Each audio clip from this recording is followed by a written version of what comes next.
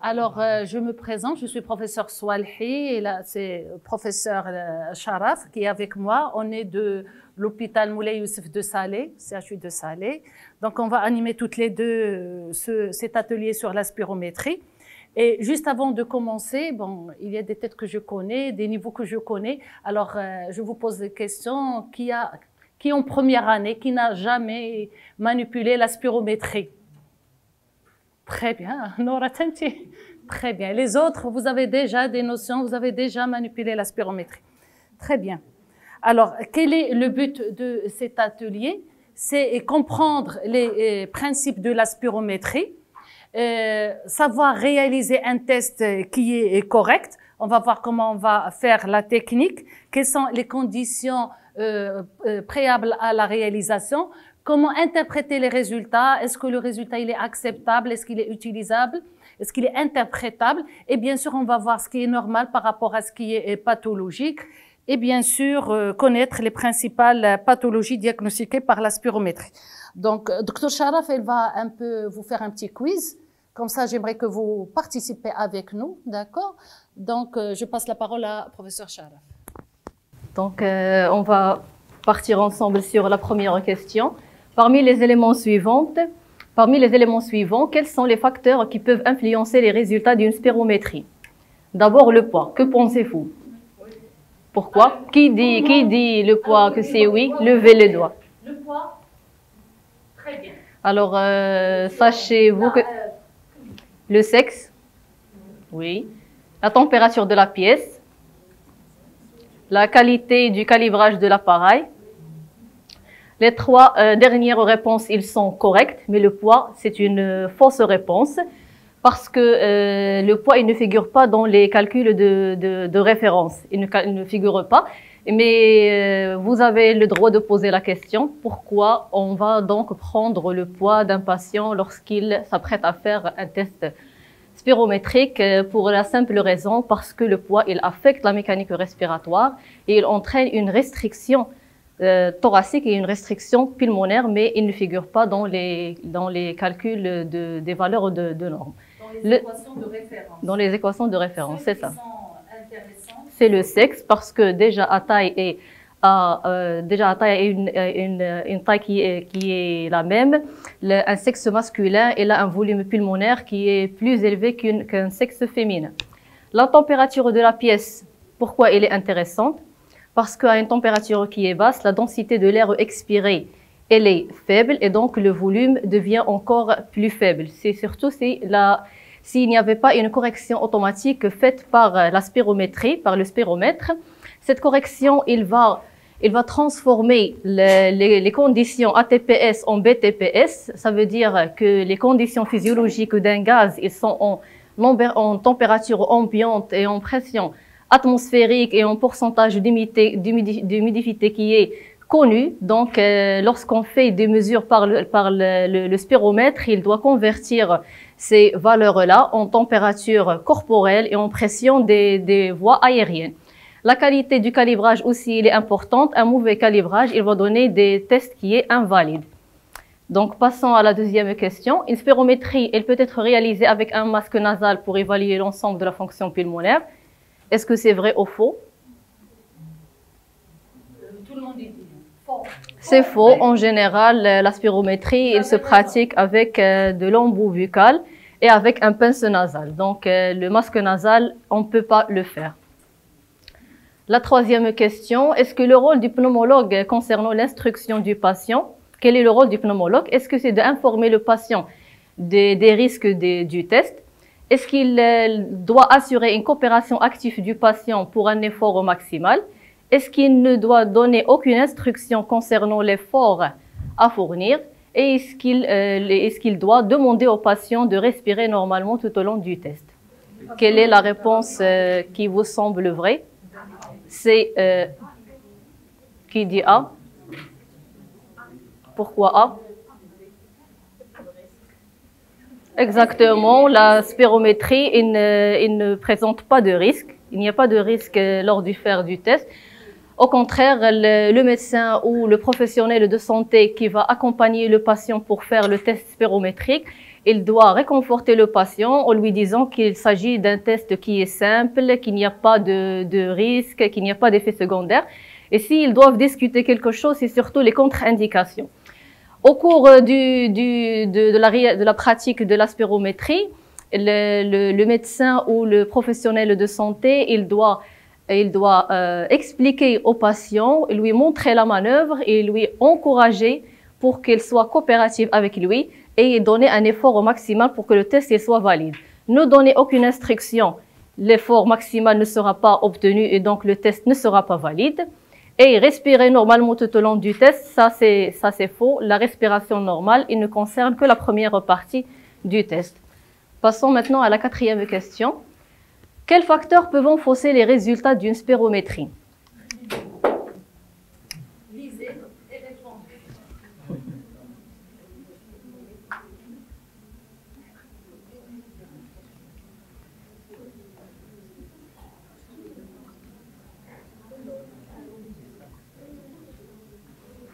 Donc, toutes les réponses ils sont correctes. Un mauvais effort, ça veut dire que l'inspiration n'est pas maximale ou l'expiration qui a débuté mal ou il a hésité ou il a toussé ou une expiration qui n'est pas forcée. Ça, c'est ce qu'on veut dire par le mauvais effort. Le positionnement incorrect lorsque il est penché en avant, la tête qui est inclinée, il n'est pas en légère extension. Le manque de coopération, comme on a vu sur la question précédente, il doit être coopérable pour qu'il donne un effort qui est maximal.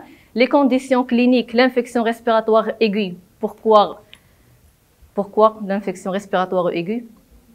Pourquoi on ne doit pas pratiquer une spirométrie lors de l'infection respiratoire aiguë?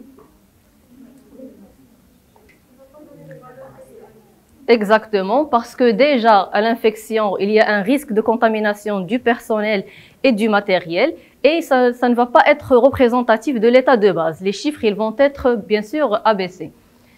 Les facteurs environnementaux, on a déjà vu que la température, il influence la densité de l'air et donc ça influence le volume pulmonaire. L'utilisation des médicaments, les bronchodilatateurs, on le dit toujours aux patients, s'il a pris ces médicaments, c'est qu'il ne va pas pouvoir faire le test. Les bronchodilatateurs, ils vont modifier la fonction pulmonaire et ils vont voire même enlever un trouble ventilatoire obstructif. Donc, ça ne serait pas représentatif. Les sédatifs, pourquoi les sédatifs? Ça affecte l'effort physique, ça affecte la compréhension et la coopération. La 5e question, quelles sont les contre-indications à la réalisation d'une spirométrie? Les contre-indications, donc les maladies infectieuses respiratoires aiguës. Oui, ça on a déjà dit, on vient de le dire, les infections risque de contamination et non représentatives. L'hypertension non contrôlée. Oui, non.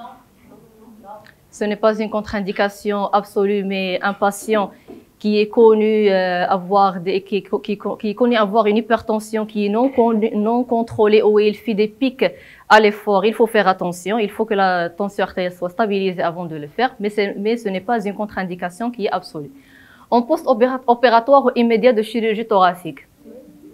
Oui, c'est une contre-indication parce qu'il y a un risque de désunion des sutures et de saignement. Alors, ce n'est pas une contre-indication absolue. Voilà, c'est une précaution plutôt. Oui, il faut attendre que les sutures soient bien... On peut la refaire par la suite. On peut différer le geste. L'obésité sévère. L'obésité, non. Donc la 6e question, la spirométrie peut être utilisée pour évaluer la fonction pulmonaire des patients avant une intervention chirurgicale.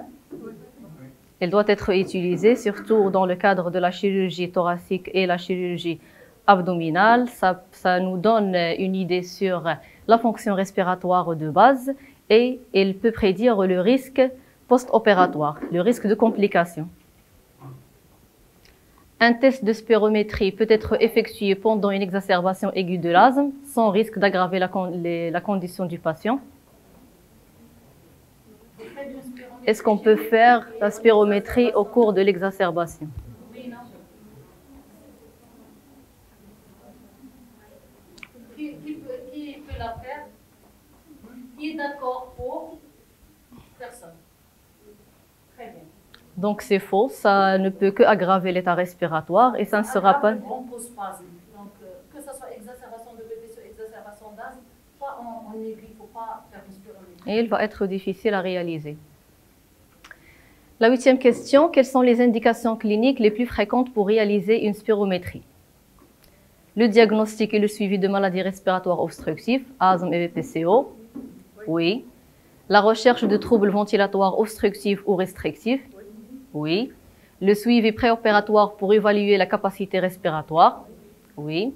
L'évaluation de la fonction pulmonaire chez les fumeurs ou les travailleurs exposés à des risques professionnels. Oui, toutes les réponses y sont bonnes.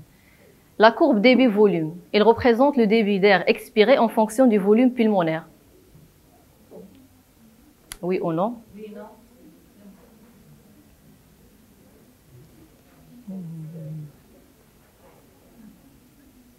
Ça s'appelle courbe débit. Débit-volume.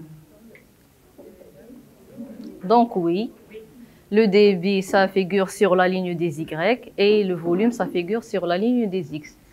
Ça permet d'évaluer la dynamique de l'expiration forcée.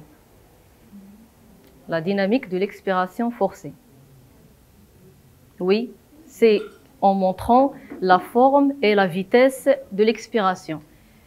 Une courbe avec un plateau plat ou une pente plus douce, il indique une obstruction des voies respiratoires typique des maladies comme l'asthme ou la BPCO. Oui. La courbe débit-volume caractéristique d'un emphysème peut présenter une pente plus douce lors de l'expiration forcée.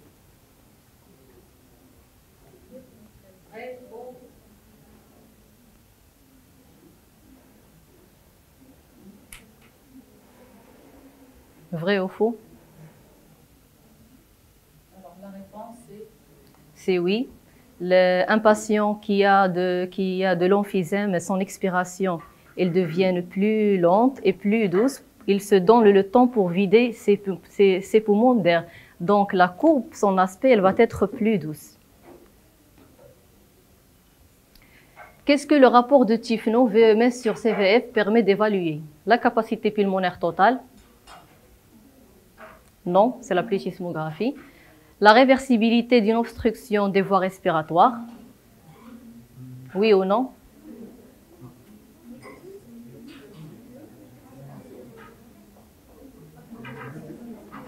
La restriction pulmonaire? Non. Le volume résiduel? Non.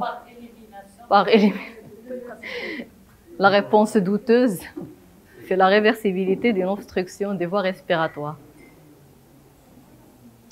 Lors de la lecture des résultats de la spirométrie, quel élément peut indiquer une obstruction des voies respiratoires? Est-ce que c'est un VMS normal et une CVF qui est élevée? Est-ce que c'est un VMS faible et une CVF normale? Est-ce que c'est un VMS élevé et un CVF qui est faible? Ou un VMS faible avec un CVF réduite de manière proportionnelle?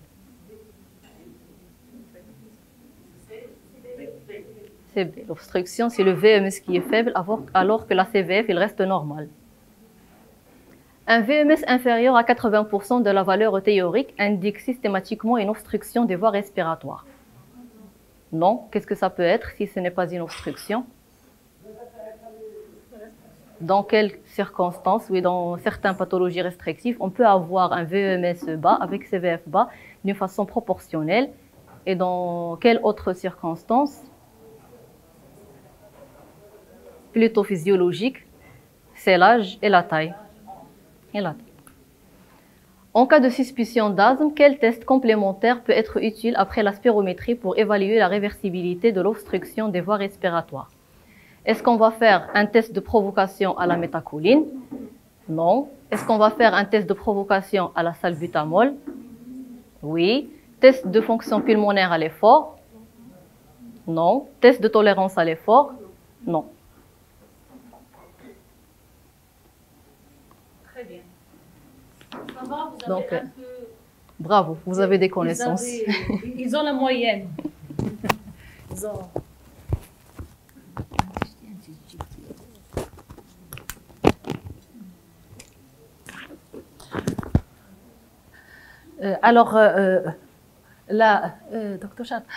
la spirométrie, elle fait partie des explorations fonctionnelles respiratoires. Quand on dit EFR, exploration fonctionnelle respiratoire, ça sous-entend la spirométrie, la plétismographie, la gazométrie, test tolérance à la marche, test à l'effort. Tout ça, c'est l'EFR, d'accord? Et la spirométrie, ce n'est qu'une partie de ces explorations et elle fait partie, c'est l'investigation de base, c'est la base de la mesure. Donc, qu'est-ce qu'elle va mesurer? Elle va mesurer les débits ventilatoires et le volume d'air mobilisable, d'accord? Alors, son interprétation, elle va dépendre bien sûr des recommandations internationales qu'on va voir par la suite. Alors, quel est l'intérêt? Bon, on a la spirométrie, on a la plétismographie qui est la plus complète. Autant faire la plétismographie qui est la plus complète. Mais pourquoi, dans certaines conditions, on demande la spirométrie? Parce qu'on a, selon les recommandations de l'asthme, de GINA et de BPCO, le diagnostic, il se pose par la spirométrie.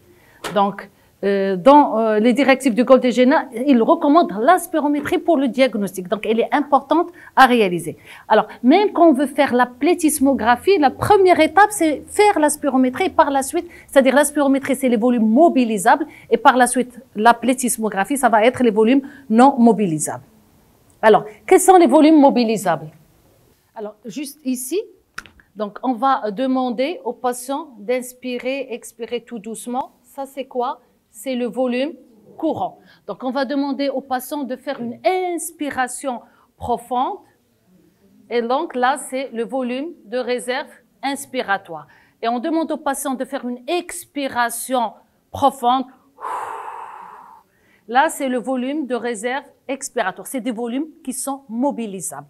Et donc, la somme de ça, c'est la capacité vitale. Et après avoir expiré, est-ce que nos poumons ils restent vides? Non. Il reste ce qu'on appelle, très bien, le volume résiduel. Et le volume, là, c'est mobilisable. Ils sont mobilisables. Et le volume résiduel, non mobilisable. Et la somme de tout, c'est la capacité pulmonaire totale. C'est bon? Donc, vas-y. Donc, on a le volume non mobilisable, c'est le volume courant. Pendant une inspiration courante, c'est 0,5 litres par minute.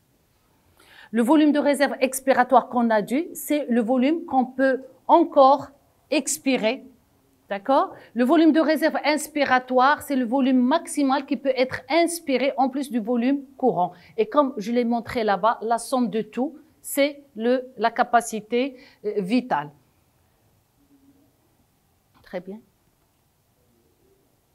Alors, on a les comptes rendus de spirométrie, on a la capacité vitale, la CV, la CVF, forcée. Donc, la capacité vitale, c'est le volume maximum qu'on a vu qu'un sujet peut expirer après une expiration maximale. Et la capacité vitale forcée, c'est le volume total expiré pendant une expiration qui est forcée, après une inspiration maximale. Et généralement, allez-y, et généralement, c'est la même chose, que ce soit la capacité vitale lente ou bien la capacité vitale forcée. Mais en cas d'obstruction bronchique, on voit que la CVF, elle est plus diminuée que la capacité vitale lente. D'accord? Très bien. Alors, ça mesure ces volumes et ça mesure les débits. Donc, les débits, quels sont les débits qui sont mobilisables? Donc, allez-y. Donc, on a, c'est le DEP, le débitmètre de pointe, c'est le VMS, et mesure aussi la capacité vitale forcée, et les petites voies aériennes, le DM 75, 50, 25%. Alors, le VMS, vous le savez bien, c'est le volume comme ses initiales, V pour volume E expiratoire maximum par seconde. Donc, c'est la quantité d'air expiré pendant la première seconde d'une expiration qui est forcée. C'est les débits le plus important. Alors, les volumes, on a vu, le volume le plus important, c'est la capacité vitale. Et le débit le plus important, c'est le VMS. Et donc, on a les petites voies aériennes. Alors, ça témoigne d'une atteinte des grosses voies aériennes. Et là, les petites voies aériennes, c'est le DM 25-75 ou bien la moyenne, le DEM moyen. Donc, c'est le débit expiratoire maximum atteint au milieu d'une expiration qui est forcée. Il est situé entre 25 et 75% de la capacité vitale. Et puis, on a le DEP. Comme le DEP, quand on a les débitmètres, je ne sais pas ce que vous travaillez avec les débitmètres. Donc, c'est la même chose, sauf que l'expiration n'est pas poussée à son terme. Pour le VMS, bon, pour le DP, il va faire une expiration le plus rapide possible, mais pas pendant la première seconde. Comme ça. Mais pour le VMS, il doit faire une expiration forcée pendant minimum 6 secondes. Donc, on va voir par la suite. Alors, quand est-ce qu'on indique la spirométrie? Vous avez bien répondu tout à l'heure lors du quiz. Donc, quel est l'intérêt? Diagnostic, l'asthme, BPCO. Le suivi d'une pathologie chronique. Très bien. Quoi d'autre? Très bien. Quoi d'autre? Pronostic. C'est pour voir la sévérité d'une maladie. On a dit le suivi thérapeutique. Intérêts médicaux légal, par exemple les patients travailleurs dans les mines de charbon ou autre chose, donc pour apprécier l'incapacité. Donc dans les maladies professionnelles, ils sont pour qu'ils soient indemnisés. Donc on fait la spirométrie chez eux pour voir l'incapacité. Bilan préopératoire, bien sûr, comme ça a été dit tout à l'heure, et dans des études épidémiologiques pour, par exemple, évaluer le risque de pollution industrielle ou documenter la fréquence d'une maladie dans une communauté. Alors, on a vu les indications. Maintenant, quelles sont les contre-indications de la spirométrie? Et là, on a dit toutes relatives. C'est pas absolu. Dès que l'épisode aigu il disparaît, on peut faire la spirométrie. Alors, c'est toute situation qui va affecter les pressions intra-thoraciques et intra-abdominales. En cas d'un pneumothorax non drainé, normalement, ça, après ablation du drain, après retour de poumon, on peut le faire. Chirurgie thoracique récente de moins de 4 semaines, ça risque d'ouvrir les sutures d'entraîner des dégâts, de même que la chirurgie abdominale. Grossesse à terme, il vaut mieux éviter d'augmenter cette pression intra-abdominale dans ce cas-là. Et puis, tout à l'heure, le professeur Sharaf l'a bien dit, c'est les infections actives. Et pour contrôler les infections, donc c'est des conditions qu'on doit éviter parce qu'on va contaminer, l'appareil est contaminé aussi et le personnel. Et puis, quand on a par exemple une infection, une pneumonie, on va avoir un trouble restrictif, ça ne sert à rien dans la pratique courante. Autre contre-indication, c'est quand il y a des conditions qui augmentent les besoins en oxygène du cœur ou affectent la pression artérielle, tels que un infarctus de myocarde qui est récent, moins d'1 semaine, une hypertension sévère, un trouble de rythme significatif, une insuffisance cardiaque décompensée, un cœur pulmonaire aigu, une hypertension pulmonaire non contrôlée, une embolie pulmonaire qui est instable non traitée, et puis si le patient il présente des épisodes de syncope liés à l'effort, donc il vaut mieux éviter de faire cette spirométrie. Et puis aussi la contre-indication dans certaines conditions qui vont augmenter la pression intracrânienne ou intraoculaire, telles que, par exemple, les patients qui ont des anévrismes cérébraux, en cas d'une chirurgie cérébrale récente, d'une commotion cérébrale, d'une chirurgie oculaire, ou bien des conditions qui vont augmenter la pression au niveau du sinus, telles que la chirurgie des sinus ou chirurgie de l'oreille moyenne, moins d'1 semaine. Donc, la contre-indication, pas de contre-indication absolue, mais surtout relative. D'accord? Donc maintenant, on va passer à la condition de réalisation, comment on va réaliser cette spirométrie. Est-ce que vous avez des questions à ce niveau-là? Pas de questions.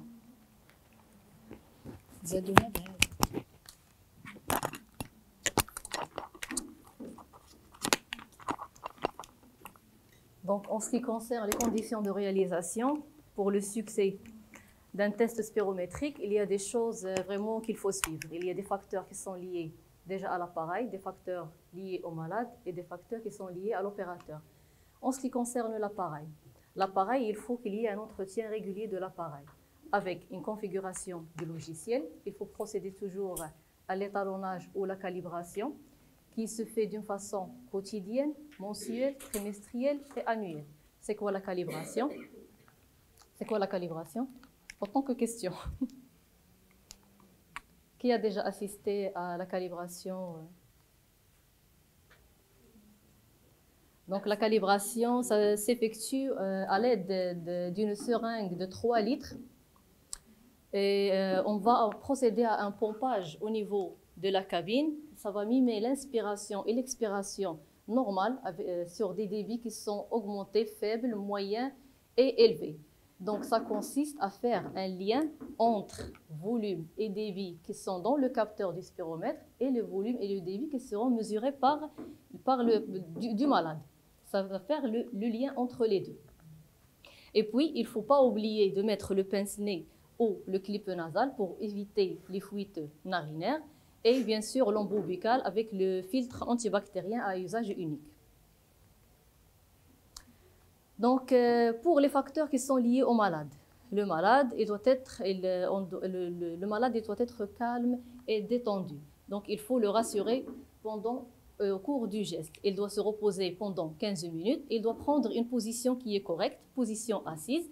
Le dos il doit être droit avec un menton qui est légèrement élevé et le cou qui est légèrement en extension. Il faut éviter de fumer pendant 1 heure parce que la fumée, elle entraîne une inflammation des bronches qui va entraîner une bronchoconstriction.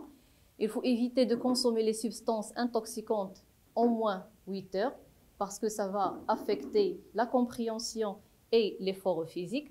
Il faut éviter un repas lourd pendant les 2 heures précédant le test. Ça va entraîner une restriction externe. Il ne faut pas effectuer des exercices vigoureux dans les 30 à 1 heure avant le test. Et il ne faut bien sûr pas porter des vêtements qui sont serrés, qui vont donner une restriction externe. Par exemple, une cravate ou bien le foulard, il faut les serrer. Pour le délai d'arrêt, il faut arrêter les bronchodilatateurs de courte durée d'action, le salbutamol de 4 heures, l'ipratropium au moins 6 heures, les bronchodilatateurs de longue durée à arrêter pendant 12 heures pour ceux qui ont une durée d'action de 12 heures et de 24 heures pour ceux qui ont une durée d'action de 24 heures. Le tabac, comme on a dit, 1 heure. Si on veut évaluer le contrôle, on garde le traitement habituel.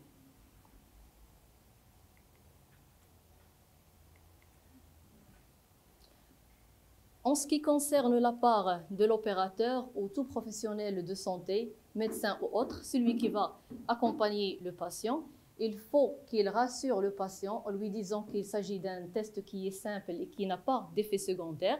Il faut qu'il lui explique la manœuvre et lui montrer la manœuvre, comment ça se passe. Et il faut qu'il s'assure de la compréhension du patient. Puis, il va procéder à l'enregistrement des paramètres du patient, son identification, son nom, son prénom, son sexe masculin ou féminin, son âge en indiquant la date de naissance et la date de réalisation du test, le groupe ethnique. Nous, au Maroc, pour le groupe le plus approprié, c'est caucasien. Donc, il faut toujours cocher caucasien avant de faire le test de spirométrie. On prend le poids, la taille bien sûr à l'aide d'une toise, avec des pics sans joint et une position le plus haut possible. Indice de masse corporelle qui sera calculé automatiquement par le spiromètre. Il faut vérifier l'appareillage et l'installation du patient. Donc, on doit adapter le spiromètre à son niveau. Il faut adapter la chaise également, la hauteur de la chaise et la hauteur du capteur du spiromètre.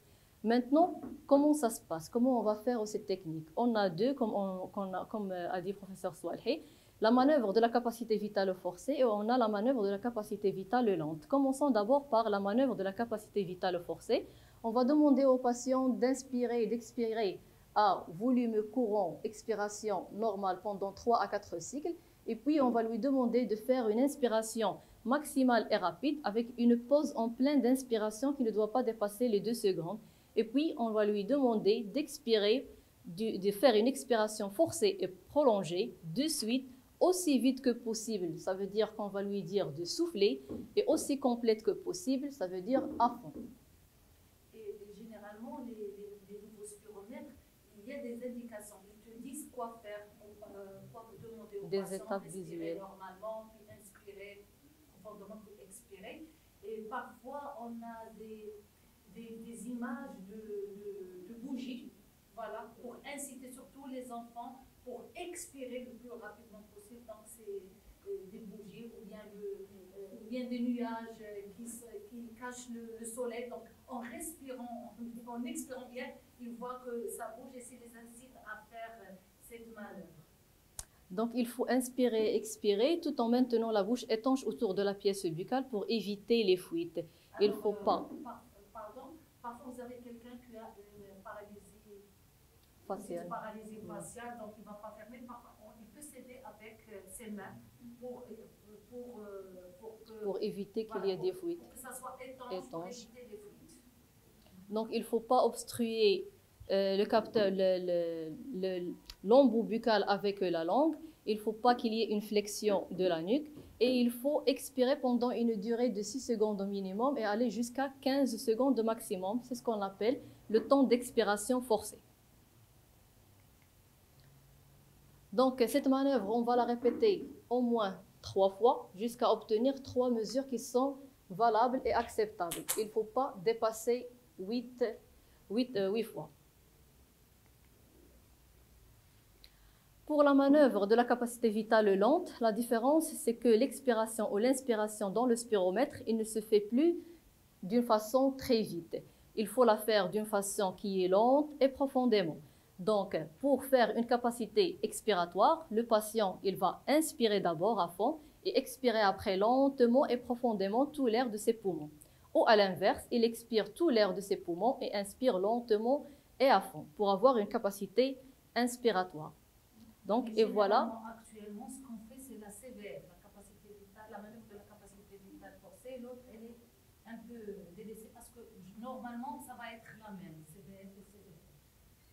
Mais lorsqu'on a un patient qui a une BPCO ou un asthme qui est très sévère, on peut s'aider à la capacité vitale lente parce qu'elle va être plus représentative et très proche de la capacité vitale réelle du patient. Donc, voilà la capacité vitale forcée. C'est elle qui va nous donner le VMS. La capacité vitale lente, elle ne donne pas le VMS.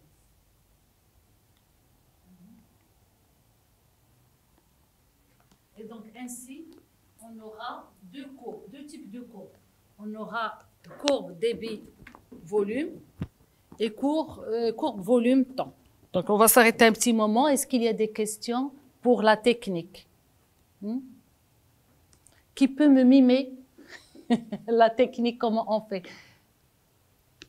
Alors, je l'ai montré là-bas. Donc, le patient respire à volume courant tout doucement. On a 3 respirations tout doux. Et puis, on va demander au patient de faire une inspiration lente et de faire l'expiration le plus rapide, le plus lent et le plus profond. Très bien. Et il doit continuer à expirer, il ne doit pas arrêter. Et on voit la courbe. Si on voit que la courbe n'est pas correcte, on va la refaire. Et donc, on a 2 types de courbes qui sont importantes, le courbe débit-volume et courbe volume-temps. Donc, on a cette première courbe, c'est volume-temps, d'accord, où il y a le VMS, et on a là la courbe débit-volume. Donc, avec la partie qui est en haut, c'est la partie d'expiration, et la partie qui est en bas, c'est la partie inspiratoire. Donc, on va commencer par la courbe débit-volume. C'est la courbe la plus importante parce que d'après sa morphologie, elle va nous donner beaucoup d'informations. Comme tout à l'heure, elle a dit, quand on a une pente qui est douce, ça va évoquer surtout un emphysème, une obstruction bronchique. Et parfois, ça nous montre aussi est-ce qu'il y a des anomalies au niveau de la courbe inspiratoire. Par exemple, quand il y a une obstruction des voies aériennes supérieures, on a cette courbe inspiratoire qui est en plateau. D'accord? Donc, elle est vraiment intéressante. On a beaucoup d'informations sur cette courbe. Donc, ce qui est important, c'est qu'elle doit être, la boucle, elle doit être fermée. D'accord? On va voir par la suite les critères d'acceptabilité. Donc, toujours, on a un début qui est brutal d'expiration, suivi d'une pente, régulière.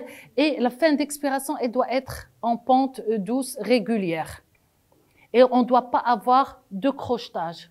C'est-à-dire le patient, il a hésité ou bien on a une toux ou autre chose.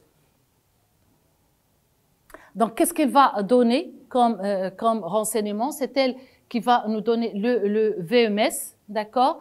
Elle donne la capacité vitale forcée. Elle donne sur les informations sur est-ce que c'est normal, est-ce que c'est pathologique, et elle renseigne sur les petites voies aériennes que je vous ai montrées tout à l'heure. Par exemple, chez le patient qui fume, le tabagique, l'obstruction, elle débute par les petites voies aériennes avant d'atteindre le VMS. Et donc, chez ces patients-là, on a un bon DEP et puis après, on a une petite cassure là parce qu'il y a une atteinte des petites voies aériennes. Et bien sûr, elle doit se lire en intégrité. Alors là, c'est pour la courbe début-volume. Pour la courbe volume-temps, elle donne, comme vous le voyez, elle donne deux paramètres importants, le VMS et la CVF. Vous savez, le rapport de Tifno, c'est VMS sur CVF. Et c'est lui qui va nous dire est-ce que c'est normal, est-ce qu'il y a une obstruction, est-ce qu'il y a une restriction. Donc, on a une phase d'ascension et le plus important, c'est le temps d'expiration, c'est le plus important. Il doit couvrir minimum entre 6 à 15 secondes. Et toujours cette courbe-là, on doit la voir la fin en plateau, pas en ascension. On va voir par la suite les critères d'acceptabilité. C'est bon? Donc, spirométrie, elle donne deux courbes. Courbe volume-temps et courbe débit-volume. Très bien. Avant d'interpréter est-ce que c'est les résultats normaux, est-ce qu'il y a un trouble obstructif restrictif, il y a des critères. On dit est-ce que c'est une bonne manœuvre, est-ce que le patient il a bien fait, est-ce que c'est une manœuvre utilisable, acceptable et reproductible. Donc on va par la suite voir chacune de ces éléments-là. Alors qu'est-ce que vous en pensez de cette courbe-là?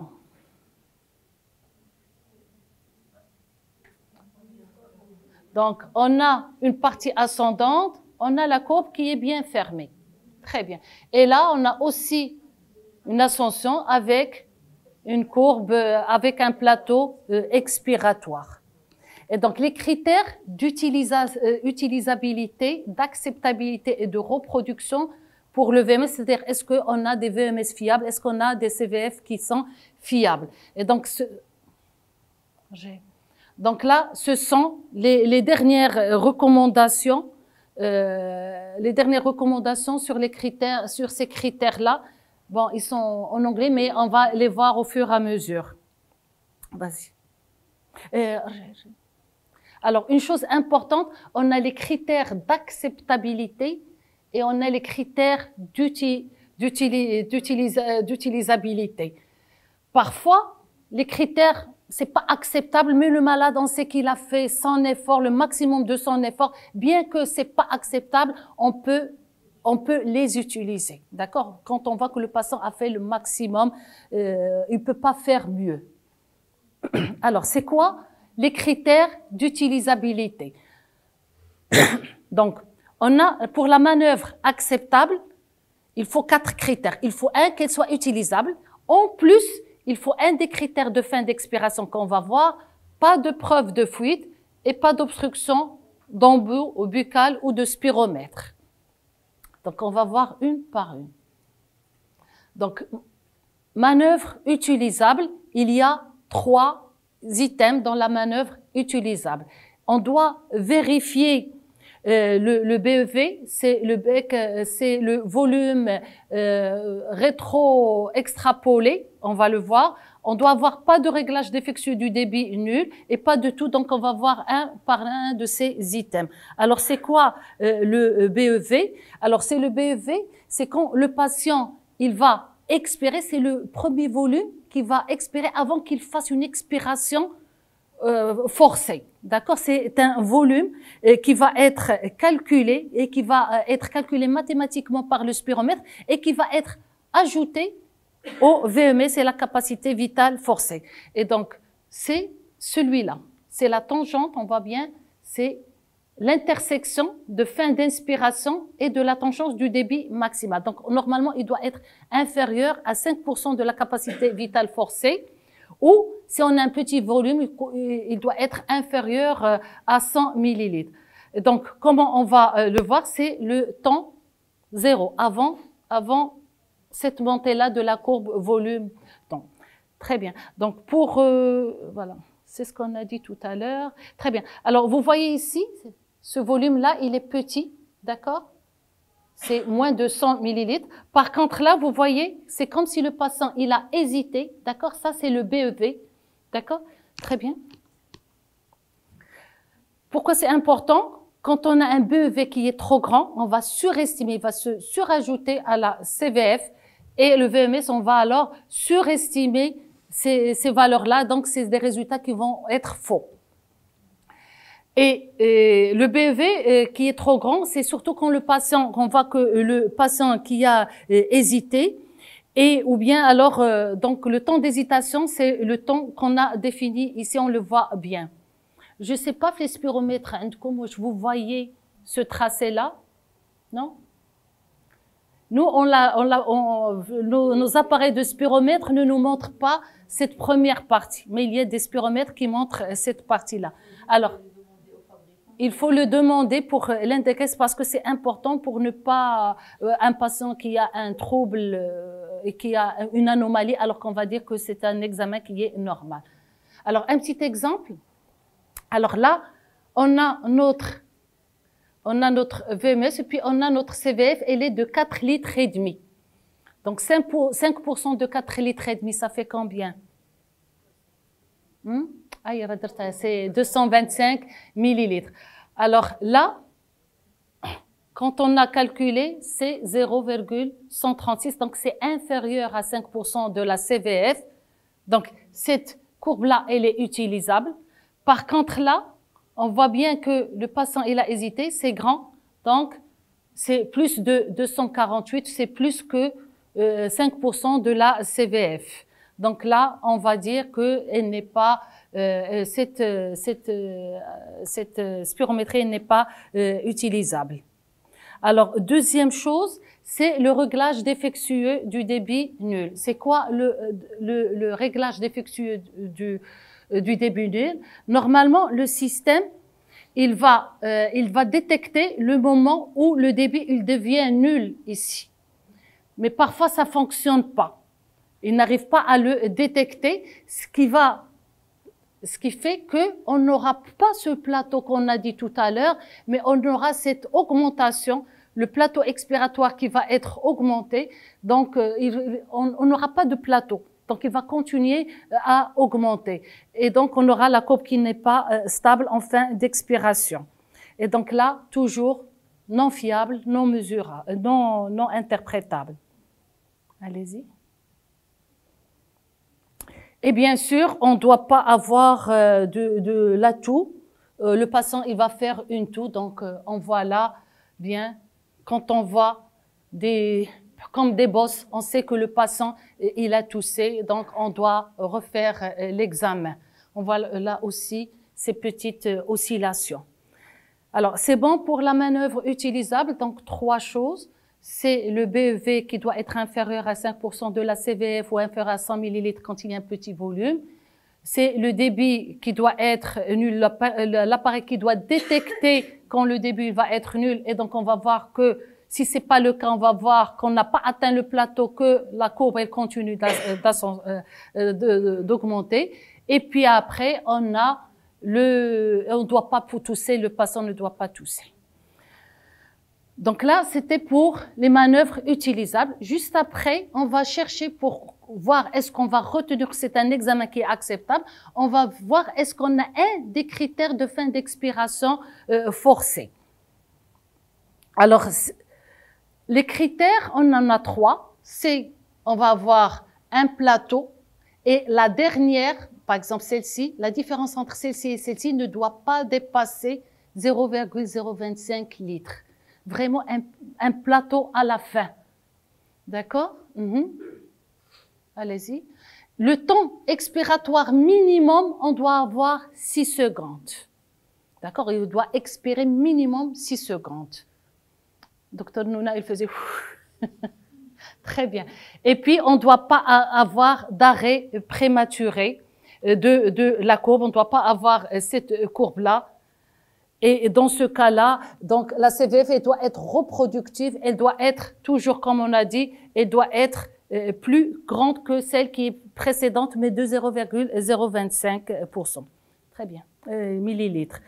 Donc, on a les critères d'expiration de fin, d'expiration forcée.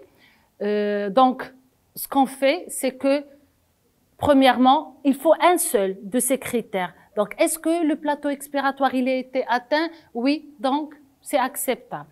Sinon, on va voir, est-ce que l'expiration et la durée entre 6 à 15 secondes? Si oui, c'est acceptable, l'une ou l'autre. Sinon, est-ce qu'elle est reproductible? Donc, dans ce cas-là, on dit, elle est acceptable. Sinon, si on n'a aucun de ces éléments-là, et comme on l'a écrit en bas, les manœuvres ne répondent pas à tous les critères, mais c'est l'effort que peut faire le patient. Il peut pas faire plus. C'est le meilleur résultat que le patient a fait. Et donc, ces mesures, on peut dire qu'elles vont être utilisables, bien qu'elles soient pas acceptables, elles sont utilisables. Le patient ne va pas faire mieux. Et donc, autre critère de manœuvre acceptable, c'est qu'on ne doit pas avoir d'autres paramètres à vérifier. C'est l'absence de fuite. Bien sûr, vous allez voir est-ce que le patient il ouvre sa bouche ou bien c'est étanche tout au bout sur l'embout. Et bien sûr, pas d'obstruction de l'embout buccal ou le spermomètre. Parfois, il met sa langue. Et là, vous allez voir la différence. On ne va pas avoir les autres courbes. Donc, on a vu les courbes acceptables, c'est l'idéal, sinon ça va être utilisable. Et puis, est-ce que ces courbes, troisième question, elles sont reproductibles? Et donc, pour que la manœuvre soit reproductive, donc il va faire 3-4 manœuvres, il ne faut pas que la différence entre les différentes CVF ou bien du VMS soit supérieure à 150 millilitres chez l'adulte, et soit supérieure à 100 millilitres chez l'enfant. Donc, pour qu'elle soit reproductive, on ne doit pas avoir une grande différence entre les différentes mesures. Et là, c'est un résumé de tout ce qu'on a dit jusqu'à présent. Donc, c'est les critères d'utilisabilité. Donc, est-ce qu'ils sont utilisables, acceptables? Oui, c'est bon. Sinon, il faut refaire une CVF. Et tout à l'heure, il a dit qu'on peut aller jusqu'à 8 fois. Et donc, est-ce que on a les critères de reproductibilité? Si oui, tant mieux. Sinon, on refait et ainsi de suite. Et puis après, bien sûr, on va interpréter les résultats. Alors, d'après vous, une minute ou 2 minutes, est-ce que là, alors, n'essayez pas de voir ce qui est en bas, on va y revenir. Essayez de voir la courbe début-volume et la courbe volume-temps. Est-ce que c'est reproductible? Est-ce que c'est acceptable? C'est utilisable? Alors, qu'est-ce que vous pensez? Sur la courbe débit-volume, il faut voir le point de départ et le point d'arrivée. Est-ce qu'ils sont superposables? Il faut voir... Alors, c'est normal ou c'est pathologique? C'est normal. Est-ce que c'est des bonnes courbes? Est-ce que c'est des bonnes courbes pour vous? Non, il y a quelque chose. Qu'est-ce qui ne va pas? Qu'est-ce que vous voyez qui n'est pas bon sur la courbe débit-volume?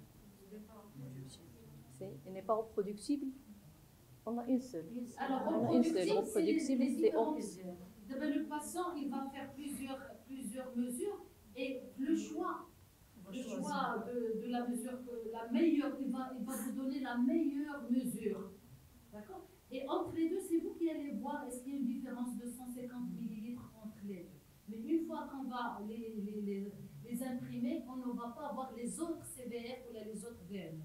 Ça, c'est le meilleur que le patient a fait. Donc le choix des bons courbes, on peut le faire de deux manières. Soit manuellement, on peut voir et choisir et sélectionner les courbes qui nous intéressent et qui nous semblent la plus fiable avec une CVF qui est moins de 150 entre les trois. Soit que ça va être fait d'une manière qui est automatique par le spiromètre. C'est lui qui va choisir les trois manœuvres qui sont les plus acceptables et qui répondent plus à ces critères. Donc on n'aura qu'une seule à la fin. Donc, vous avez dit que c'est une courbe qui vous semble qu'il y a quelque chose qui n'est pas bien. C'est quoi qui vous dérange sur cette courbe début volume? Est-ce que c'est la pente inspiratoire, la pente expiratoire? Est-ce que c'est le point de départ et d'arrivée? Est-ce que c'est le début de l'expiration, le DEP? Ce sont les éléments qu'il faut voir en général. C'est ce qu'il a expliqué sur l'écrit. Ça, c'est pas ce qu'il a fait le patient. Ce qu'il a fait le patient, c'est ça.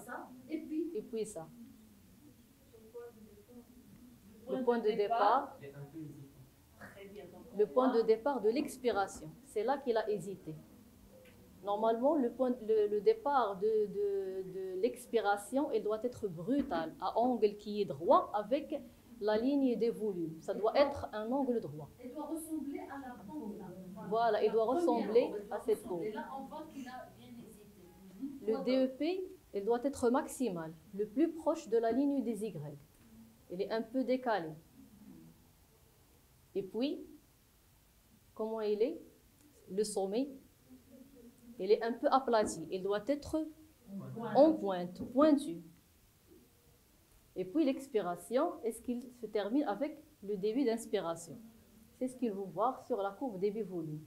Sur la courbe volume-temps, on doit voir le début et l'ascension. Est-ce qu'il est, elle aussi, il est brutal? Et voir le plateau. Est-ce qu'on a atteint le plateau ou non? Donc c'est ça, la courbe elle est non fermée. Elle a toussé ou il a hésité au cours de la première seconde de l'expiration. Le DEP, il est aplati. Donc je vous laisse quelques minutes, quelques secondes.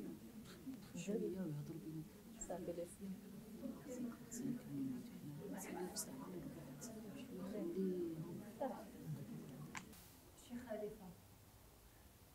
Allez-y. Vas-y, t'as poussé. L'expiration. Mais sinon, le départ. C'est vrai que là, pour l'inspiration, elle est un peu. Le départ. Le trait il n'est pas régulier.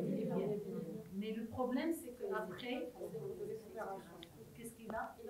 Il a toussé.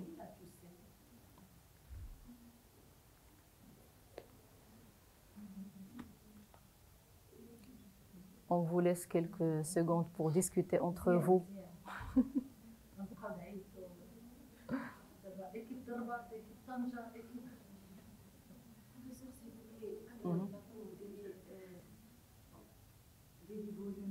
La précédente, je reviens sur la précédente.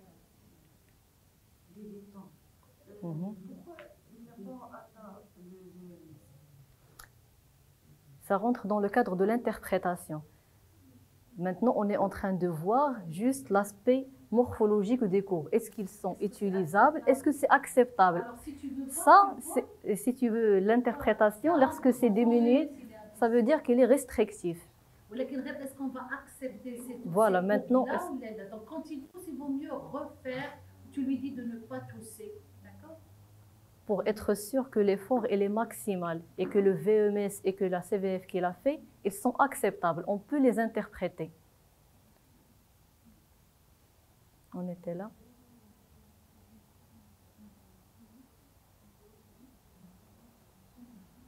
Alors, comment vous voyez la courbe début-volume? La courbe début-volume, toujours le point de départ, l'inspiration, le début de l'expiration, le DEP et la pente expiratoire. Et la boucle, est-ce qu'elle est fermée? Est-ce qu'il est fermé? Donc la fin de l'expiration. Est-ce que les deux points ils sont superposables? Ils sont superposables. La pente inspiratoire, elle est régulière. Le début d'expiration maximal. Le DEP, elle est en pointe au sommet et les deux points, ils sont superposables. Donc, la courbe débit-volume, elle est utilisable, acceptable. Donc, voyons maintenant la courbe volume-temps. Qu'est-ce que vous pensez? Pour qu'elle soit utilisable, on a parlé de BEV. Le BEV, qui est le volume, le rétro-extrapolé, il faut regarder. Donc, avant le temps 0. Le temps 0, ça correspond au début d'expiration forcée. Avant de pratiquer une expiration forcée, il y a une partie de l'air qui va être expirée avant l'expiration forcée. C'est au moment de l'inspiration profonde, lorsqu'il va faire une toute petite pause en pleine inspiration, qui doit être inférieure à 2 secondes.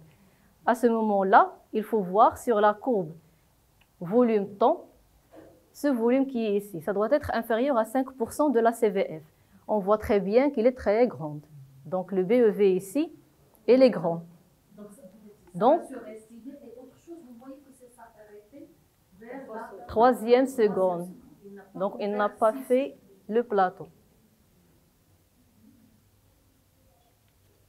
Donc, c'est moins de 6 secondes et on a un BEV qui est grand. On va essayer de faire la même chose.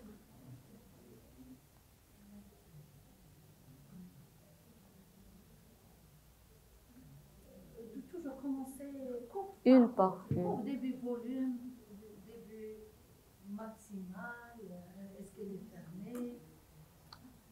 Est-ce que quelqu'un il veut interpréter? On va vous aider.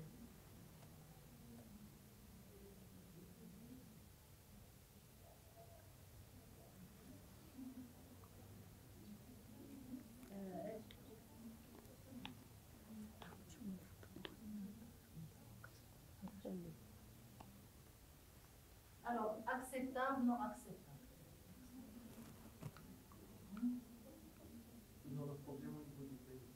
Le BEV, donc on va regarder le BEV, c'est 1 seconde avant le temps 0, c'est ici.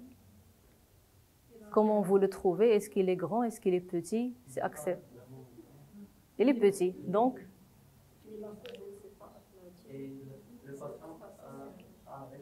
à arrêter Minimum entre 6 à 15. Le minimum c'est 6, mais il doit atteindre les 15 secondes pour réaliser le plateau. On n'a pas le plateau. Sur la courbe débit-volume, elle est acceptable puisque la courbe fermée. On a l'ascension rapide, il n'a pas hésité. Et le DEP qui est pointu.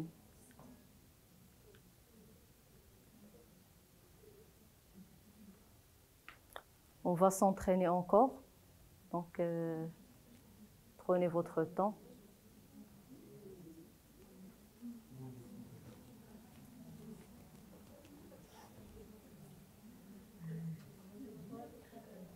Est-ce que tout le monde arrive à voir les anomalies ou là, vous voulez qu'on refasse un petit... C'est visible. Très bien.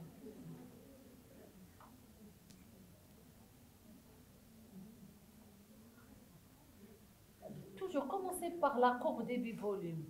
Est-ce que le départ, il est un bon départ? Est-ce que le début est pointu? Est-ce que la courbe, il est fermée? Et puis, tu fais la courbe volume-temps. Très bien. Alors, courbe débit-volume, elle est bonne? Oui, non? Oui, non, non. Oui, non. Vous voulez qu'il le début, comment il est? Est-ce qu'il est en pointe, aplati? Non. Donc, on a moins de 6 secondes sur la courbe volume-temps. On a un point de départ et d'arrivée qui sont superposés, vous l'avez dit. Mais le DEP, il est non en pointe et il est aplati. Donc, ce n'est pas acceptable. La pente expiratoire inclinée, ça rentre dans le cadre de l'interprétation.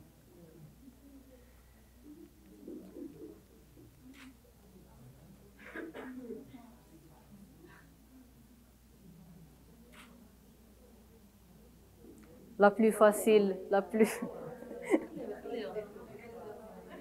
Ah, fait كل شيء.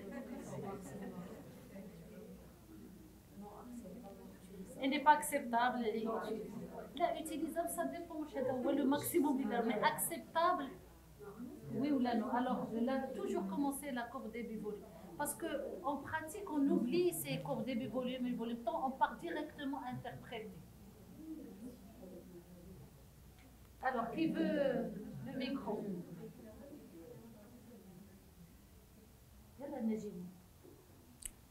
Najimi, on sait que tu sais. Allez-y.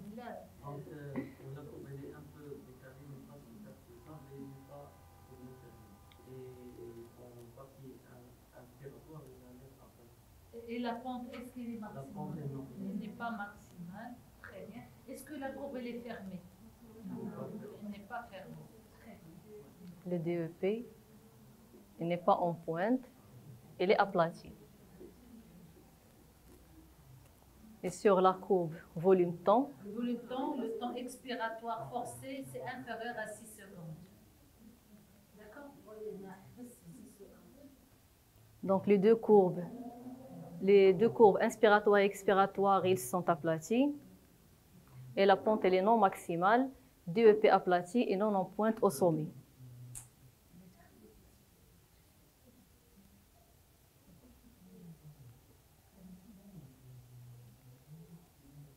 Courbe non fermée. Il nous reste deux courbes à interpréter. C'est la dernière.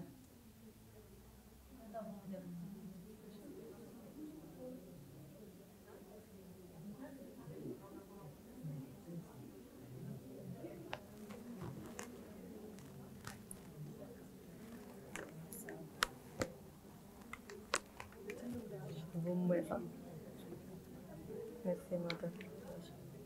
Je me lève.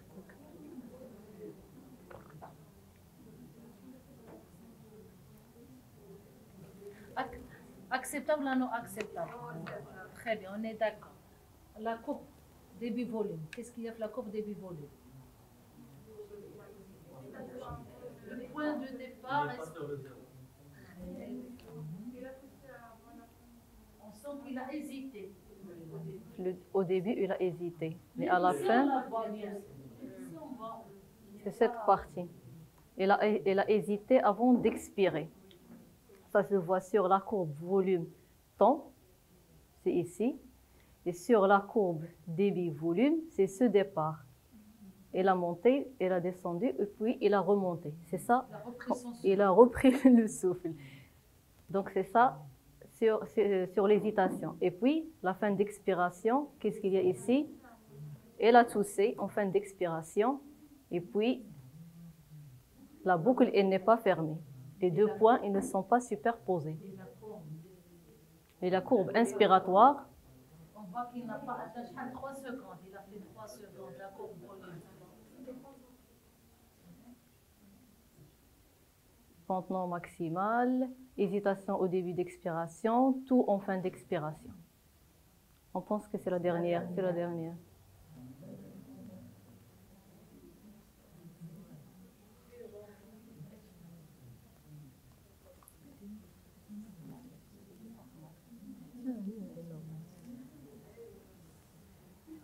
Ça se corse de plus en plus. Hein? Alors, acceptable. Pourquoi acceptable? La courbe début volume, un bon départ, la pointe pointue, très bien. Vous êtes tous d'accord? Acceptable? Oui, effectivement, c'est une courbe qui est normale et qui répond à tous les, elle répond à tous les critères d'utilisabilité et d'acceptabilité. Donc, on va arriver maintenant à l'interprétation des résultats. Alors, comment on interprète les résultats? En pratique courante, qu'est-ce que vous faites? 70, 80, les pourcentages. Les pourcentages, la limite inférieure à la normale, le Z-score. Soit, très bien, très bien. Donc, auparavant, c'est supérieur à 70 ou bien VMS supérieur à 80 n'est plus recommandé. Sauf chez les BPCO, d'accord? Chez les BPCO ou les asthmatiques, ils retiennent toujours, ils ne veulent pas aller sur le Z-score, d'accord? Sinon, ce qui est recommandé actuellement, c'est le Z-score. Et le Z-score, il ne prend pas en compte les autres groupes ethniques et d'autres. Donc, c'est pour les multi-ethniques, quelle que soit la race, que ce soit caucasien, noir, asiatique, et c'est tous les âges de 3 à 75 ans, alors que pour les autres valeurs, c'était surtout pour les adultes et pour les caucasiens. Et toujours, c'est la limite inférieure à la normale, on va bien sûr l'avoir, et la limite supérieure à la normale. Donc, il y a des spiromètres, des logiciels qui vont vous donner la limite inférieure à la normale, ou bien ils vont vous donner le Z-score. L'idéal, c'est qu'ils vous donnent les deux, sinon on peut l'interpréter soit par la limite inférieure à la normale, ou bien le Z-score. Alors, la particularité du Z-score, c'est une valeur sans unité. Elle est facile à exprimer, d'accord? Son calcul, c'est la valeur mesurée moins la prédite sur l'écart type. Donc, c'est combien d'écart type on va s'éloigner de la normale. Il faut savoir que la limite inférieure de la normale, c'est que 95% des patients, ils se situent à ce niveau-là, d'accord? Donc, et le Z-score, il est facile à interpréter que par un coup d'œil. On va voir plus il est au milieu puisqu'il est normal, et on va voir combien d'écart type il va s'éloigner de la normale. Donc, généralement, on parle, quand il est normal, c'est entre moins 1,64 et plus 1,64. Ça veut dire qu'ils sont situés là, 80% des sujets normaux. Et donc, là, c'est la normale. Et donc, cette première partie grise, claire, c'est normal aussi. Et plus il va vers les autres gris foncés, c'est pathologique.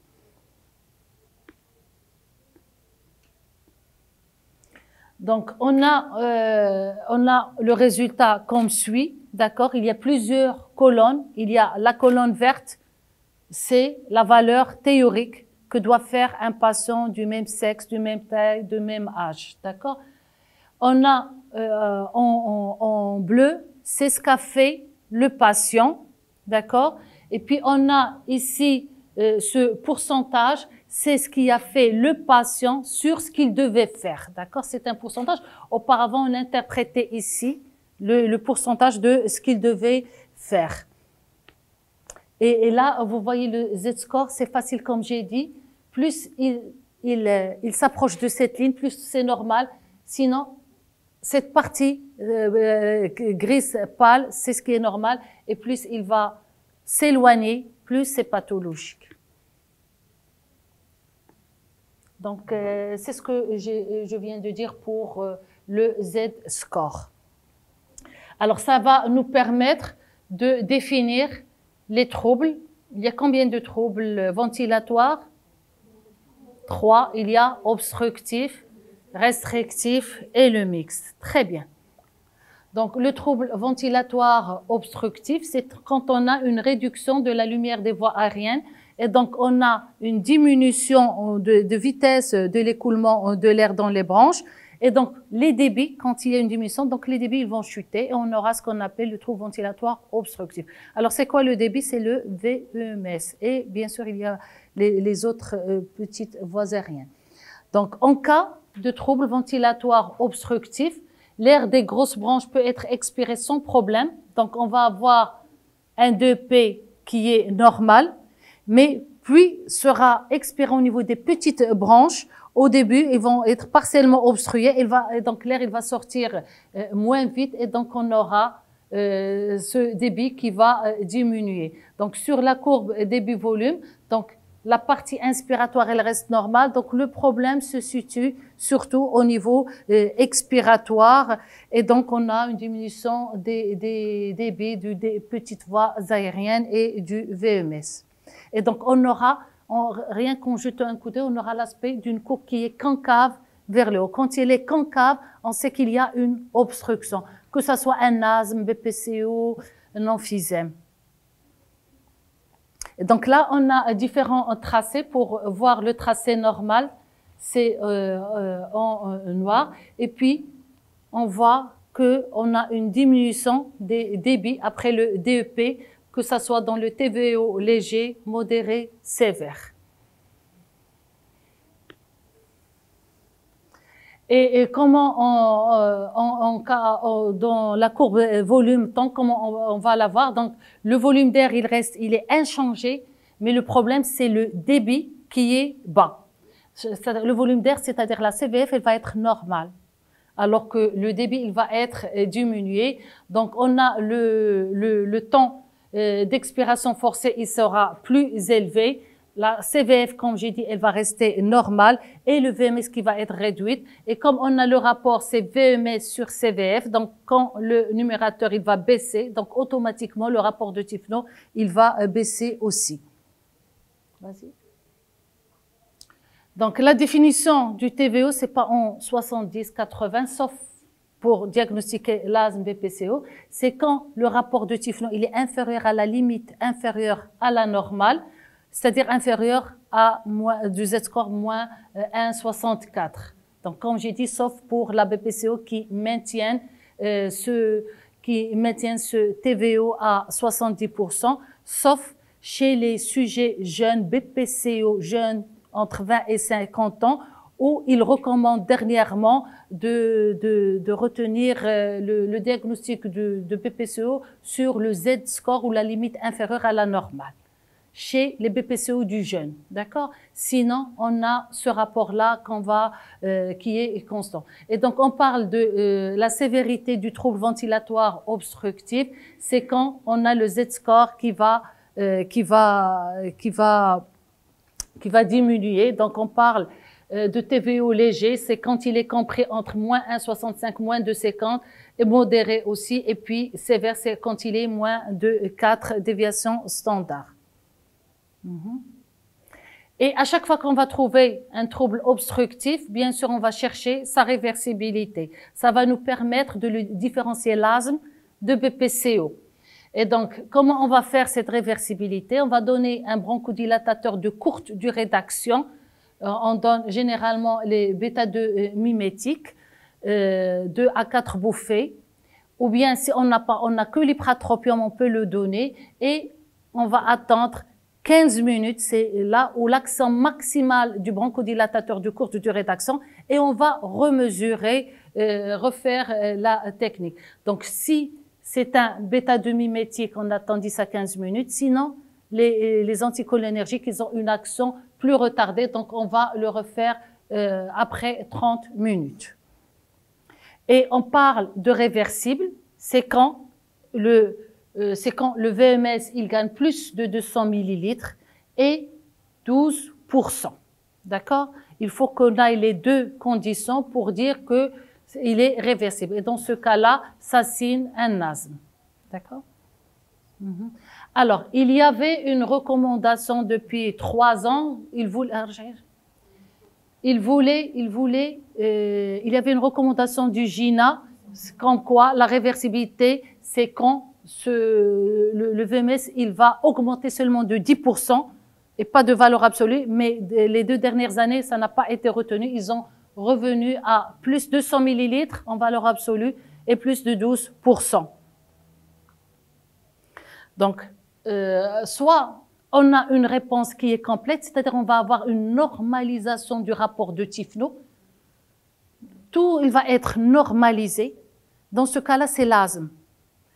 Soit on a une réversibilité qui est partielle, c'est-à-dire qu'on va avoir le rapport de Tifno qui reste inférieur à 70%, alors que le VMS, il va s'améliorer. D'accord? Donc, total, c'est quand tout redevient normal. Partiel, c'est quand on a surtout le rapport qui reste inférieur à 70%. C'est ce qui définit la BPCO. Donc, BPCO, c'est le rapport de Tifno qui reste inférieur à 70% après bronchodilatation. Donc là, on a là les images de la courbe débit-volume et la courbe volume-temps après un test de réversibilité. Donc, en bleu, c'est avant bronchodilatation. Donc, dans les deux cas. Et après bronchodilatation, on voit que les chiffres sont améliorés, qu'on a une augmentation qui est, dans ce cas-là, il est partielle parce que le patient n'a gagné que 11,8%, il n'a pas atteint les 12%. Alors, le TVR, on ne peut pas dire à la spirométrie qu'on a un trouble ventilatoire restrictif. Généralement, on dit qu'on a un profil restrictif et il faut compléter par une plétismographie. Pourquoi? Alors, quand on a, donc on a ce qu'on a, bon. Donc, on a VMS sur CV. Quand on a la CVF ou la CV qui est abaissée, comment il est le rapport? Soit il est normal ou augmenté, parce que quand il y a une amputation d'une petite partie, il va amputer aussi les branches, elle peut faire diminuer un peu le VMS, mais pas de façon proportionnée, soit normal ou augmenté.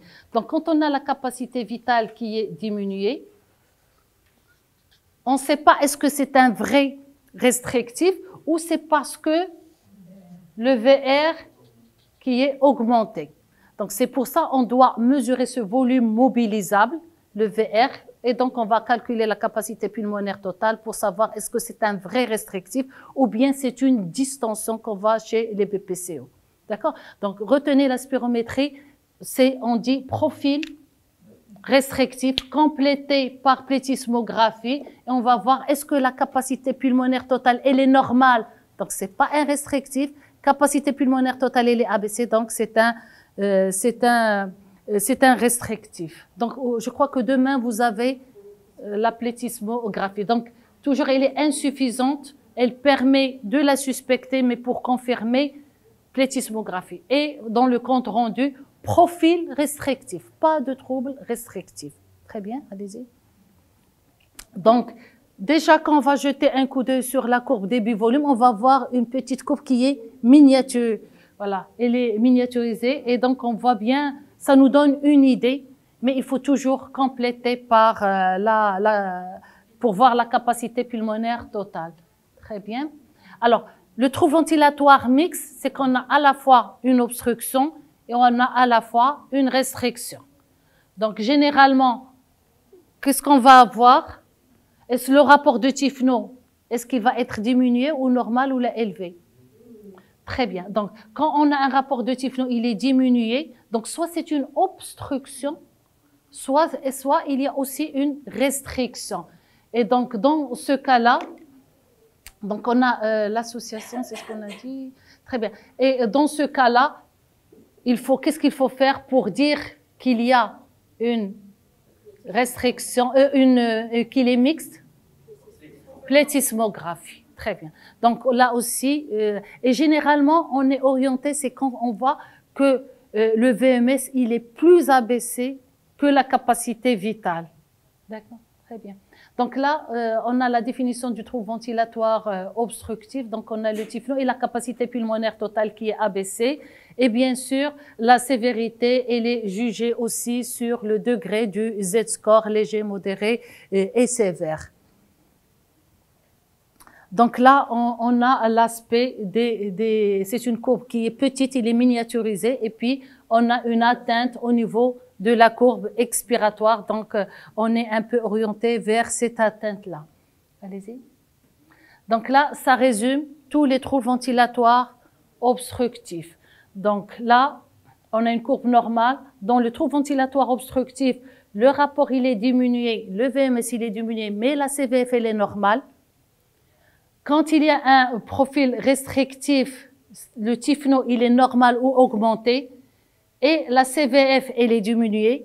On peut avoir le VMS, il est normal, mais parfois il est diminué, mais moins diminué que la CVF. Par exemple, on a la CVF à 60, l'autre, il est à 70. D'accord? Alors, quand il y a un trouble qui est mixte, tous les paramètres sont abaissés. Allez-y. Donc, pour interpréter, toujours, on va voir le rapport de Tifno. Est-ce qu'il est inférieur à la limite inférieure à la normale ou bien au Z-score?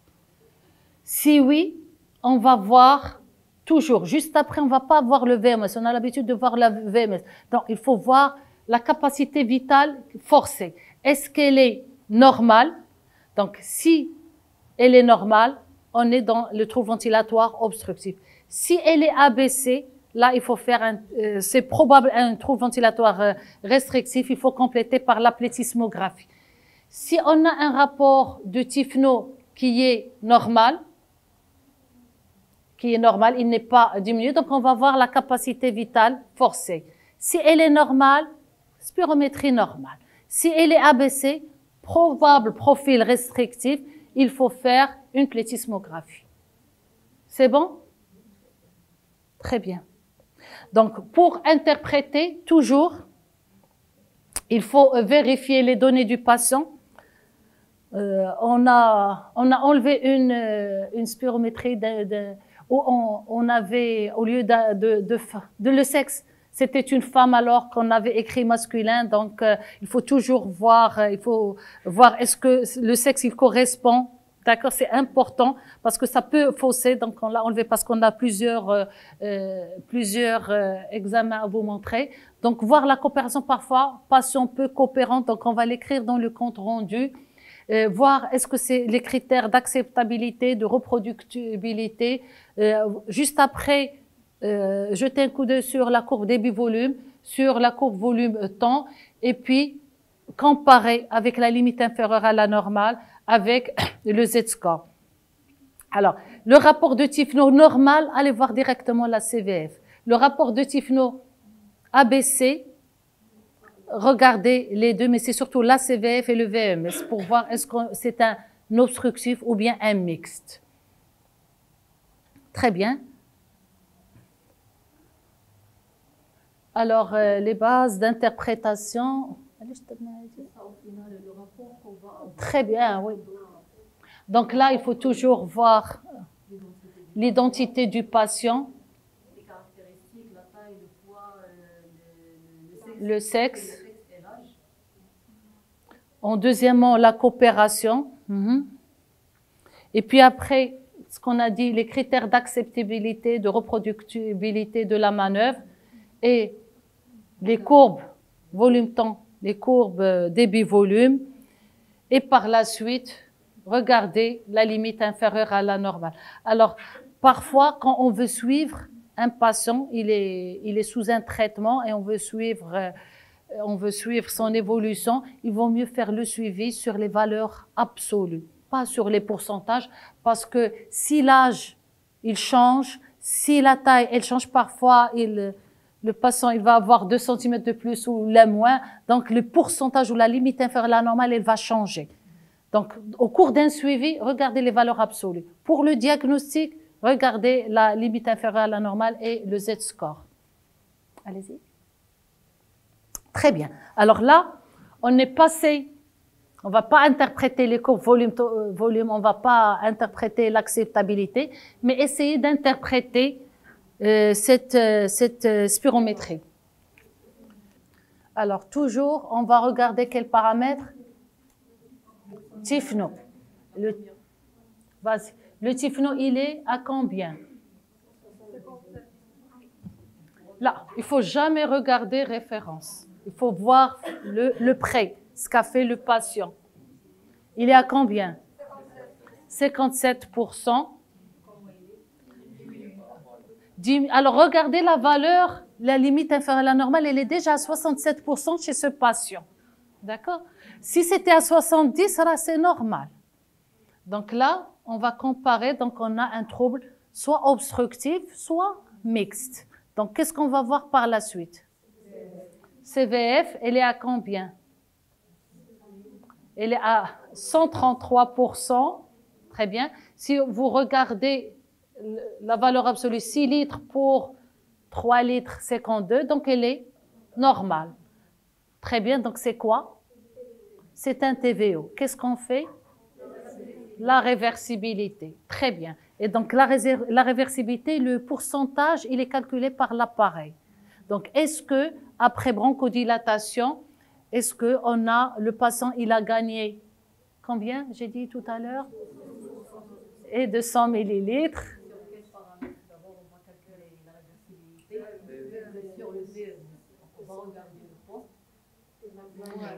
Alors, il a 3 litres 860 et il a été à 3 litres 420. 440. 13%. Alors, donc c'est un trouble ventilatoire obstructif réversible. Est-ce que c'est une réversibilité complète ou incomplète? Il faut voir le typhno, est-ce qu'il s'est normalisé? C'est pas normalisé. Très bien. Donc, elle est partielle. Alors, juste, j'aimerais retenir votre attention, c'est que les petites voix ne sont interprétables que quand on a une CVF qui est normale. Quand CVF il est abaissé, on ne doit pas voir les courbes, les petites voies aériennes parce que ça va être aussi abaissé. D'accord? Très bien. Il y a là qui veut interpréter. Une autre واحد interpréter. C'est pas grave si on se trompe. Le typhno, il est à 53. Très bien. La limite inférieure à la normale, il est à 75. Donc, il y a trouble ventilatoire obstructif.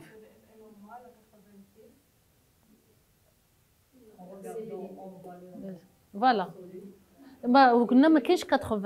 Il faut mieux regarder par rapport à la limite inférieure à la normale. Si le logiciel, il n'y a pas la limite inférieure à la normale, le Z-score, on peut voir le pourcentage.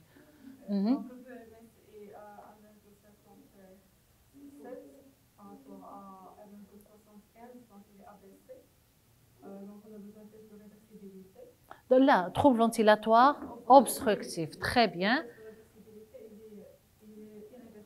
1,67 moins 1 litre 500, c'est 100 millilitres. Il a gagné 100 millilitres et 6%. C'est un asthme ou le BPCO? Regardez, est-ce que ça c'est normalisé? Le rapport de typhno, c'est normalisé. Est-ce qu'il reste inférieur strictement à 70? Là, dans le BPCO, inférieur strictement, il ne comprend pas le 70.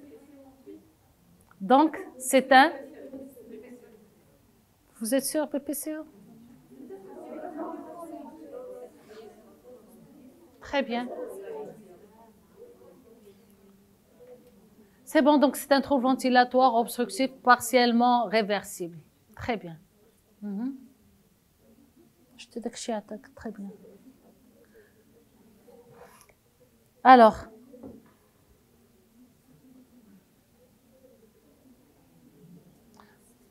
juste pour vous dire que c'est une plétismographie, j'ai caché la partie plétismo pour ne laisser que la partie spirométrie apparaît. On va voir.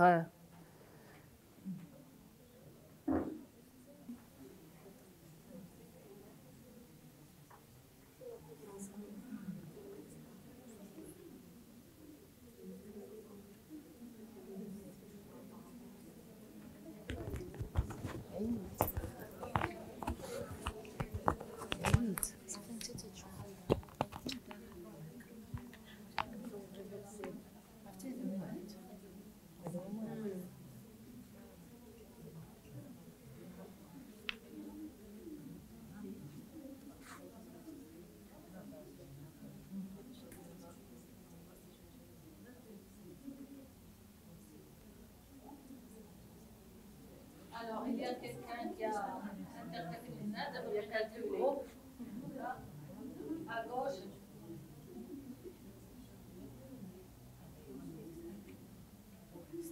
À gauche ou le deuxième? Tu participes.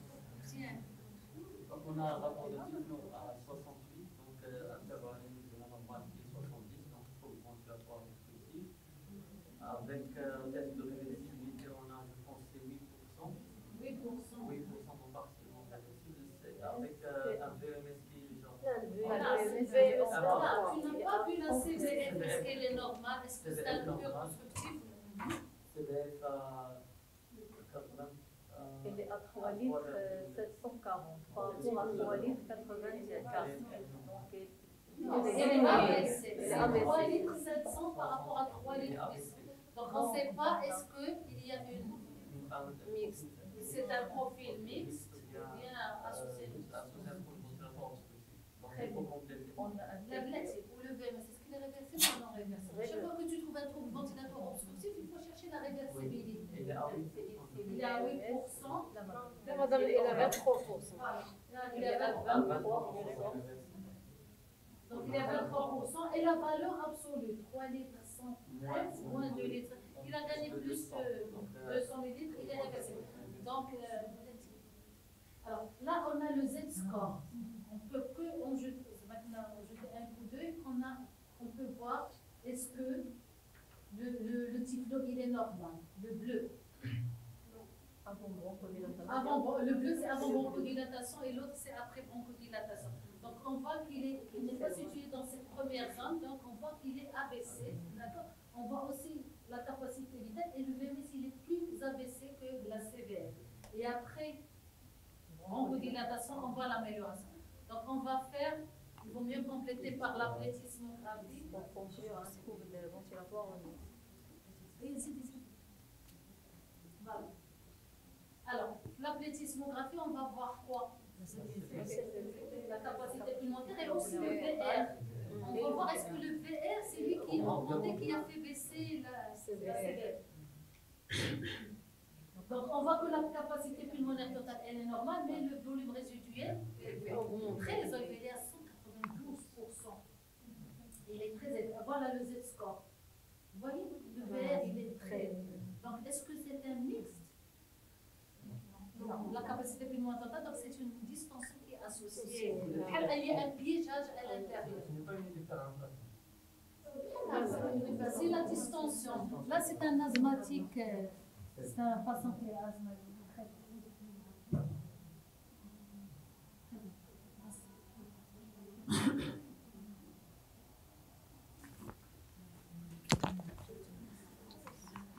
Toujours, il faut voir.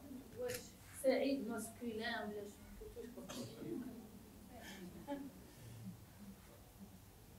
Alors, typhlo, comment dire? Alors, le Z-score, si vous ne voyez que le Z-score, typhlo, il vous paraît normal. CVF, elle est diminuée. VMS, la limite. Très bien. La limite inférieure. Donc, c'est quoi comme profil restrictif? Profil restrictif. Est-ce qu'on va dire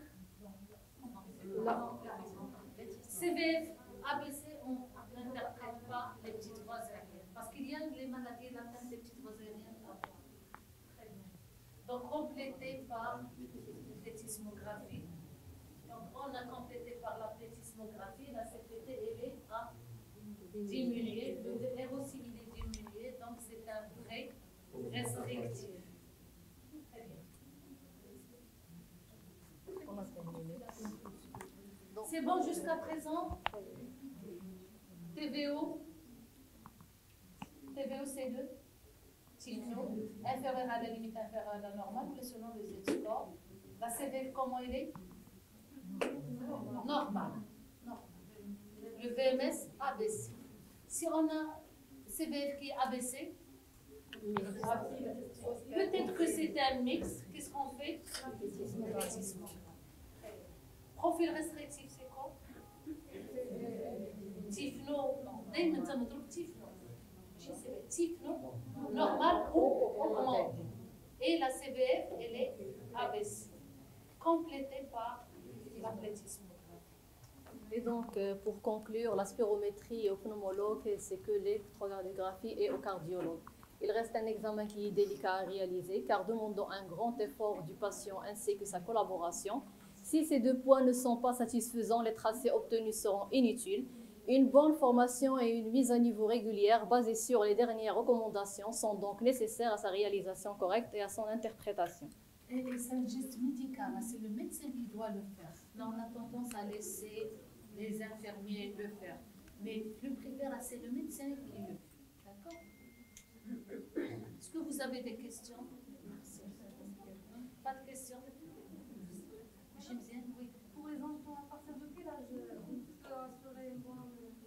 partir de 6 ans. À partir de 6 ans, vous les coopèrent. Voilà, il faut juste qu'il comprend la manœuvre et qu'il peut suivre ce qu'on lui demande de faire. C'est juste une question de compréhension. Donc 5 ans, 6 ans, c'est valable. Sinon, pour les enfants de moins de 6 ans, il y a la manœuvre des oscillations, on fait la résistance et autres manœuvres. D'accord, mais c'est à partir de 6 ans, c'est des coopèrent. Pas de questions?